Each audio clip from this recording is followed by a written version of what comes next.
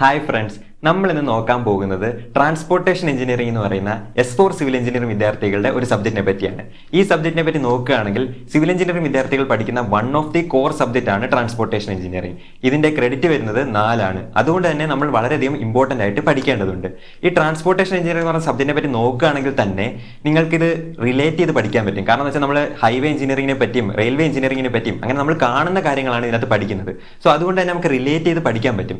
ഈ സബ്ജക്റ്റിനെ പറ്റി നോക്കുകയാണെങ്കിൽ തന്നെ നമുക്ക് ഇതിനകത്ത് തിയറിറ്റിക്കൽ ക്വസ്റ്റ്യൻസും വരും, അതേപോലെ തന്നെ പ്രോബ്ലമാറ്റിക് ക്വസ്റ്റ്യൻസും വരും. സോ അതുകൊണ്ട് തന്നെ വളരെ ഇമ്പോർട്ടൻ്റ് ആയിട്ട് നമ്മൾ നോക്കേണ്ടതുണ്ട് ഈ സബ്ജക്റ്റിനെ പറ്റി. നമുക്ക് ഇതിന്റെ ഡീറ്റെയിൽ ആയിട്ടുള്ള സിലബസിനെ പറ്റി നോക്കിയാലോ. സോ നമ്മൾ ഡീറ്റെയിൽ ആയിട്ടുള്ള സിലബസ് നോക്കാൻ പോവാണ്. നമ്മൾ module 1, module 2 and module 3 deal ചെയ്യുന്നത് ഹൈവേ എഞ്ചിനീയറിംഗിനെ പറ്റിയാണ്. സോ നമുക്ക് മൊഡ്യൂൾ 1 നോക്കാം. മൊഡ്യൂൾ 1 മെയിൻലി നമ്മൾ പഠിക്കുന്നത് റോഡിന്റെ ക്ലാസിഫിക്കേഷൻസ്, അതേപോലെ തന്നെ ഇപ്പോൾ റോഡിന്റെ ക്രോസ് സെക്ഷൻ എടുത്തു കഴിഞ്ഞാൽ അതിന്റെ ഡീറ്റെയിൽസ്, അങ്ങനത്തെ കുറച്ച് കാര്യങ്ങളാണ് മൊഡ്യൂൾ 1-ലെ 1.1 നമ്മൾ പഠിക്കുന്നത്. സോ അതിൻ്റെ അകത്ത് തന്നെ നമുക്ക് അലൈൻമെന്റ് എന്താണ്, അലൈൻമെന്റിനെ അഫക്ട് ചെയ്യുന്ന ഫാക്ടേഴ്സ്, അതേപോലെ തന്നെ റിക്വയർമെന്റ് ഓഫ് അലൈൻമെന്റ്, ഇത്രയും കാര്യങ്ങൾ 1.1 പഠിക്കാനുണ്ട്. ഇവിടെ നിന്ന് നിങ്ങൾക്ക് തിയറി ആയിട്ടുള്ള ചോദ്യങ്ങൾ ചോദിക്കാൻ ചാൻസ് ഉണ്ട്. ലൈക്ക് നമുക്കറിയാം 20 മാർക്കിനാണ് ഒരു മൊഡ്യൂളിൽ നിന്ന് ചോദിക്കുന്നത്. അതിൽ തന്നെ തിയറി ആയിട്ട് 3 മാർക്ക് ചോദിക്കും. സോ 3 മാർക്കിന് ഒരു ചോദ്യം ഇവിടെ നിന്ന് നമുക്ക് പ്രതീക്ഷിക്കാം. പിന്നീട് വരുന്നതാണ് 1.2-ല് നമ്മൾ ക്രോസ് സെക്ഷൻ എലമെന്റ്സിനെ പറ്റി. അതായത് നമ്മൾ റോഡിനെ ക്രോസ് സെക്ഷൻ എടുത്ത് കഴിഞ്ഞ് കട്ട് ചെയ്ത് കഴിഞ്ഞാൽ നമുക്ക് ലൈനിന്റെ വിഡ്ത് കാണാം, അങ്ങനത്തെ കുറച്ച് കാര്യങ്ങൾ, സ്പീഡ്, അതേപോലെ തന്നെ വെഹിക്കിളിന്റെ സ്പീഡ് പോലെയുള്ള കാര്യങ്ങൾ നമ്മൾ ഇതിൻ്റെ അകത്ത് പഠിക്കാറുണ്ട്. പിന്നെ മൂന്നാമതായിട്ട് നമ്മൾ നോക്കുന്നത് എന്താണെന്ന് വെച്ച് കഴിഞ്ഞാൽ ഹൊറിസോണ്ടൽ അലൈൻമെന്റ് ഡീറ്റെയിൽസിനെ പറ്റിയാണ്. ഹൊറിസോണ്ടൽ അലൈൻമെന്റ് ഡീറ്റെയിൽസ് എന്ന് പറയുമ്പോൾ ഇപ്പൊ നമുക്ക് സൈഡ് ഡിസ്റ്റൻസ്, ഇതൊക്കെ ടെക്നിക്കൽ ടേംസ് ആണ്, നമുക്ക് ജസ്റ്റ് അറിഞ്ഞിരുന്നാൽ മാത്രം മതി. ഇപ്പോൾ സൈഡ് ഡിസ്റ്റൻസ്, അതേപോലെ തന്നെ ഇപ്പൊ നമ്മൾ കേർവ്സ് എടുത്തു കഴിഞ്ഞു കഴിഞ്ഞാൽ നമ്മൾ എന്ത് ചെയ്യും, റോഡിന്റെ വിഡ്ത് കുറച്ച് കൂട്ടി കൊടുക്കും. സാധാരണ നമ്മൾ എന്ത് ചെയ്യാം, സ്ട്രേറ്റ് റോഡിനേക്കാൾ കുറച്ചുകൂടെ വിഡ്ത് കൂടുതലായിരിക്കും കേർവ്ഡ് റോഡ്സിന്. സോ അതെന്തുകൊണ്ടാണ്, അങ്ങനത്തെ കുറച്ച് കാര്യങ്ങളാണ് നമ്മൾ 1.3-ല് പഠിക്കുന്നത്. ഇവിടെ പ്രോബ്ലം ചോദിക്കാൻ ചാൻസ് ഉണ്ട്. പ്രോബ്ലം എന്തായാലും മിക്കവാറും ചോദിക്കും. അതേപോലെ തന്നെ ഇതിന്റെ തിയറീസും ചോദിക്കാൻ ചാൻസ് ഉണ്ട്. പിന്നെ അതേപോലെ തന്നെ നമ്മൾ കർവ്സ് എടുക്കുന്ന സമയത്ത് തന്നെ നമ്മൾ എന്ത് ചെയ്യും, ഔട്ടർ എഡ്ജ് കുറച്ചുകൂടെ റേസ് ചെയ്ത് കൊടുക്കും as compared to inner edge. So അതെന്തുകൊണ്ടാണെന്നൊക്കെ നമ്മൾ എന്ത് ചെയ്യും, ഈ ഒരു 1.3 എന്ന് പറയുന്ന ചാപ്റ്ററിൽ നമ്മൾ പഠിക്കും. പിന്നെ മൊഡ്യൂൾ 2-ലേക്ക് വന്നു കഴിഞ്ഞാൽ നമ്മൾ നോക്കുന്നതെന്ന് വെച്ചാൽ പേയ്മെന്റിന്റെ ക്യാരക്ടറിസ്റ്റിക്സിനെ പറ്റിയാണ്. അതായത് പേയ്മെന്റ് ഉണ്ടാക്കുന്ന പലതരത്തിലുള്ള മെറ്റീരിയൽസ് ഉണ്ട് അല്ലേ. അതായത് നമുക്ക് ബിറ്റുമെൻ വെച്ചുണ്ടാക്കാം, ടാർ വെച്ചുണ്ടാക്കാം, അങ്ങനത്തെ പല രീതിയിൽ ഉണ്ടാക്കാം. അതിനകത്ത് തന്നെ നമ്മൾ പേയ്മെന്റ് കൺസ്ട്രക്ട് ചെയ്യുന്ന രീതി എന്ന് പറഞ്ഞു കഴിഞ്ഞാൽ പല പല ലെയറുകളായിട്ടാണ്.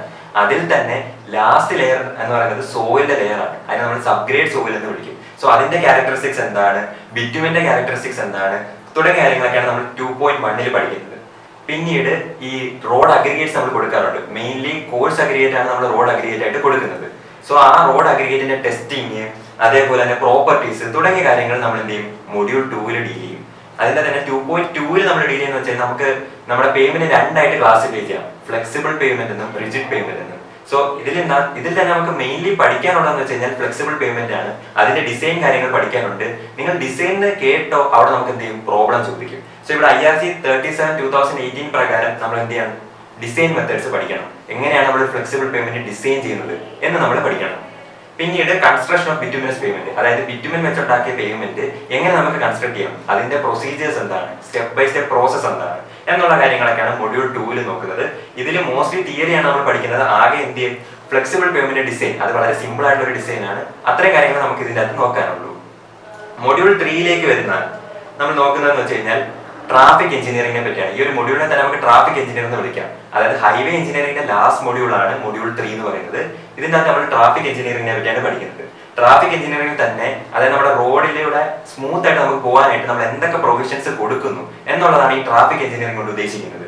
അതിന് വേണ്ടിയിട്ട് നമുക്ക് എന്ത് പഠിക്കാനുണ്ട്, ഡിഫറെന്റ് ആയിട്ടുള്ള ട്രാഫിക് ക്യാരക്ടറിസ്റ്റിക്സ് പഠിക്കാനുണ്ട്, ട്രാഫിക് സർവേസ് പഠിക്കാനുണ്ട്, തുടങ്ങിയ കാര്യങ്ങളൊക്കെ പഠിക്കാനുണ്ട്. പിന്നെ ഇവിടെ ടൈപ്പ് ഓഫ് റോഡ് ഇന്റർസെക്ഷൻസ് എന്ന് പറഞ്ഞൊരു ടോപ്പിക് ഉണ്ട്. അതായത് റോഡ് ഇന്റർസെക്ഷൻ എന്ന് വെച്ച് കഴിഞ്ഞാൽ റോഡിന്റെ ജംഗ്ഷൻസ് ആണ്. നമ്മളിപ്പം ഫ്ലൈ ഓവർ, ഓവർപാസ്, അണ്ടർപാസ് എന്നൊക്കെ കേട്ടിട്ടില്ലേ, അതിനെ പറ്റിയൊക്കെയാണ് നമുക്ക് അവിടെ പഠിക്കാനുള്ളത്. പിന്നീട് വരുന്നതാണ് ട്രാഫിക് കൺട്രോൾ ഡിവൈസസ്. ഇവിടെ കണ്ടോ, ഇൻട്രൊഡക്ഷൻ ഓൺലി എന്ന് മാത്രമേ ഉള്ളൂ. ഇൻട്രൊഡക്ഷൻ ഓൺലി എന്ന് വെച്ച് കഴിഞ്ഞാൽ നമ്മൾ വളരെ സർഫസിൽ മാത്രം പഠിച്ചാൽ മതി, ഡീപ്പായിട്ട് നമ്മൾ പഠിക്കേണ്ട. ഈ ട്രാഫിക് കൺട്രോൾ ഡിവൈസിന്റെ അകത്ത് വരുന്നതാണ് ശരിക്കും പറഞ്ഞു കഴിഞ്ഞാൽ നമ്മുടെ സിഗ്നൽസും സൈൻ ബോർഡ്സും തുടങ്ങിയ കാര്യങ്ങളൊക്കെ. അതൊക്കെ വളരെ ബ്രീഫായിട്ട് മാത്രം പഠിച്ചാൽ മതി. ആൻഡ് ലാസ്റ്റ് നമുക്ക് എന്ത്, ഈ ഒരു സിഗ്നലിന്റെ ഡിസൈൻ കൂടി പഠിക്കാനുണ്ട്. ആ മെത്തേഡിനെ വിളിച്ച പേരാണ് വെബ്സ്റ്റേഴ്സ് മെത്തേഡ്. ആ മെത്തേഡിന്റെ പേര് കേട്ടിട്ട് നിങ്ങൾ പേടിക്കേണ്ട, ജസ്റ്റ് ആ കണ്ടുപിടിച്ച ആളുടെ പേര് മാത്രമാണ് വെബ്സ്റ്റർ എന്ന് പറയുന്നത്. വളരെ സിമ്പിൾ ആയിട്ടുള്ള ഒരു ഡിസൈൻ ആണ് ഇതിൻ്റെ അകത്തുള്ളത്. സോ മൊഡ്യൂൾ 4-ല് നമ്മൾ ഡീൽ ചെയ്യുന്നത് എന്താണെന്ന് വെച്ച് കഴിഞ്ഞാൽ റെയിൽവേ എഞ്ചിനീയറിംഗിനെ പറ്റിയും ടണൽ എഞ്ചിനീയറിംഗിനെ പറ്റിയും ഹാർബർ എഞ്ചിനീയറിംഗിനെ പറ്റിയുമാണ്. സോ അതിൽ തന്നെ റെയിൽവേ എഞ്ചിനീയറിംഗ് എന്താണെന്ന് നോക്കാം. റെയിൽവേ എഞ്ചിനീയറിംഗിൽ നമുക്ക് ട്രാക്സ് അറിയാമല്ലേ, റെയിൽവേ ട്രാക്സ്, അതിന്റെ കമ്പോണൻസ് എന്തൊക്കെയാണെന്നാണ് ആദ്യം പഠിക്കാനുള്ളത്. പിന്നീട് നമ്മളിപ്പോ പത്രം വായിക്കുന്ന ഒരാളാണെങ്കിൽ എന്ത് ചെയ്യാം, കുറെ കാര്യങ്ങൾ കേട്ടിട്ടുണ്ടായിരിക്കും ഗേജുകളെ പറ്റി. Standard gauge, metre gauge, narrow gauge, അങ്ങനെയൊക്കെ കേട്ടിട്ടുണ്ടായിരിക്കും. സോ ഗേജുകൾ എന്താണ് തുടങ്ങിയ കാര്യങ്ങളൊക്കെയാണ് എന്ത് ചെയ്യുന്നത് മൊഡ്യൂൾ 4 ഫസ്റ്റ് പാർട്ടിൽ നമ്മൾ പഠിക്കുന്നത്. അതേപോലെ തന്നെ ട്രാക്കിൽ നമ്മൾ ഗ്രേഡിയന്റ് കൊടുക്കാറുണ്ട്. ഗ്രേഡിയന്റ് എന്ന് പറഞ്ഞു കഴിഞ്ഞാൽ കയറ്റം, ഇറക്കം തുടങ്ങിയ കാര്യങ്ങളൊക്കെ നമ്മൾ കൊടുക്കാറുണ്ട്. സോ അത് ഇങ്ങനെയാണ് കൊടുക്കുന്നത് ജസ്റ്റ് ബ്രീഫ് ആയിട്ട് നമുക്ക് എന്ത് ചെയ്യാനുണ്ട്, പഠിക്കാനുണ്ട്. പിന്നീടാണ് ടണൽ എഞ്ചിനീയറിംഗ് വരുന്നത്. ടണൽ എഞ്ചിനീയറിംഗ് വളരെ സർഫസിൽ മാത്രമേ നമുക്ക് പഠിക്കാനുള്ളൂ. ടണൽ എഞ്ചിനീയറിംഗ് അത് നമുക്ക് പറഞ്ഞാൽ ടണലിന് നമുക്ക് ക്ലാസിഫൈ ചെയ്യാം. ലൈക്ക് എങ്ങനെയാണെന്ന് വെച്ച് കഴിഞ്ഞാൽ ക്രോസ് സെക്ഷന്റെ ബേസിസിൽ നമുക്ക് ക്ലാസിഫൈ ചെയ്യാം. സോ ആ ക്ലാസിഫിക്കേഷൻ, അതേപോലെ തന്നെ സർവേയിങ് തുടങ്ങിയ കാര്യങ്ങളൊക്കെയാണ് എന്ത് ചെയ്യുന്നത് ടണൽ എഞ്ചിനീയറിംഗിൽ പഠിക്കുന്നത്. ദെൻ ഹാർബർ എഞ്ചിനീയറിംഗിനെ പറ്റിയാണ് ലാസ്റ്റ് ടോപ്പിക് വരുന്നത് 4.3 എന്ന് പറഞ്ഞ്. സോ ഹാർബേഴ്സ് നമുക്ക് ക്ലാസിഫൈ ചെയ്യുന്നത് എങ്ങനെയാണ്, അതിന്റെ ക്ലാസിഫിക്കേഷൻ, അതിന്റെ റിക്വയർമെന്റ്സ്, ഗുഡ് ഹാർബേഴ്സിന്റെ ക്ലാസിഫിക്കേഷൻ എങ്ങനെയാണ്, അതേപോലെ തന്നെ അതിന്റെ റിക്വയർമെന്റ് എന്താണ് തുടങ്ങിയ കാര്യങ്ങളൊക്കെയാണ് നമുക്ക് എന്ത് ചെയ്യുന്നത് ആദ്യം പഠിക്കാനുള്ളത്. പിന്നീട് ബ്രേക്ക് വാട്ടർ എന്ന് പറഞ്ഞ ടെക്നിക്കൽ ടേം പഠിക്കാനുണ്ട്.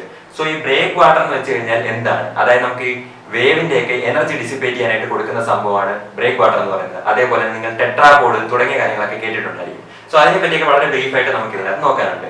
ദെൻ ഡോഗ്സിനെ പറ്റി പഠിക്കാനുണ്ട്. ഈ ഡോഗ്സ് എന്ന് വെച്ച് കഴിഞ്ഞാൽ ഷിപ്പിനെ ബർത്ത് ചെയ്യാൻ വേണ്ടി കൊടുക്കുന്ന പ്രൊവിഷൻ ആണ് ഡോഗ്സ് എന്ന് പറയുന്നത്. അതേപോലെ തന്നെ ഷിപ്പിന്റെ ലോഡിങ്, അൺലോഡിങ് തുടങ്ങിയ കാര്യങ്ങളെല്ലാം നമ്മൾ ഡോഗ്സിലാണ് ഡീൽ ചെയ്യുന്നത്.